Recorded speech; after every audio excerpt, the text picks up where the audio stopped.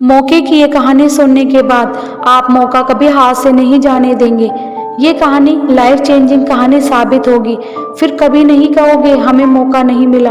Opportunity, अवसर इसी तरह से हमारी ज़िंदगी में आते हैं कि हमें उन्हें पहचान ही नहीं पाते और फिर परेशान होते हैं, दुखी होते हैं कि भगवान ने हमारे साथ बुरा किया, भगवान ने हमारी मदद नहीं की। तो एक बार की बात है, एक गांव में एक साधु रहता था।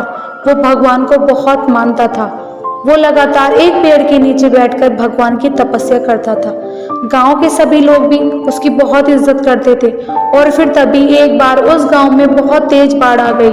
हर तरफ पानी ही पानी हो गया। सभी लोग जान बचाने के लिए इधर उधर भागने लगे।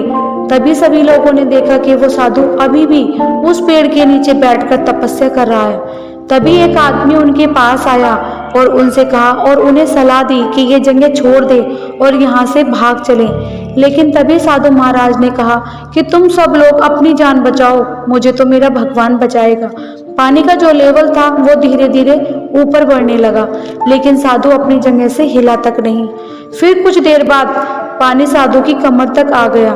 तभी साधु के पास में एक नाव आई और नाव में बैठे आदमी ने उनसे नाव में आने को कहा, लेकिन साधु ने उनसे यही कहा कि तुम जाओ, मुझे तो मेरा भगवान बचा लेगा।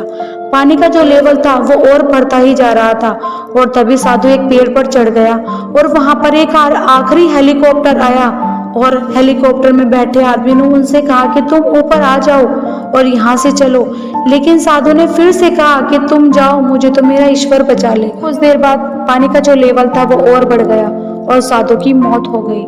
और फिर मौत के बाद साधु जब मरा और स्वर्ग पहुंचे तो उन्होंने भगवान से पूछा कि मैंने तो आपकी इतनी तपस्या की, इतनी पूजा पाठ की, लेकिन फिर भी आपने मुझे क्यों नहीं बचाया, आपने ऐसा क्यों किया। तभी भगवान ने कहा, अरे मूर्ख, मैं तो 3 बार तुझे बचाने आया था।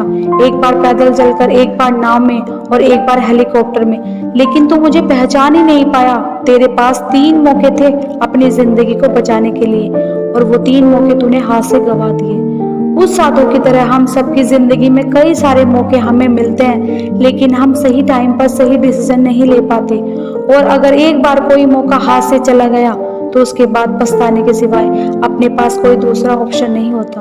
तो आज के बाद आपकी जिंदगी में जितने भी मौके आए, हर मौके को गुनाओ, क्योंकि हमें नहीं पता होता कि कौन सा मौका, कौन सी अपॉर्चुनिटी आपकी जिंदगी बदल दे और कौन सी अपॉर्चुनिटी है जो आप मिस कर दो, जिसकी वजह से आपकी जिंदगी बर्बाद हो जाए।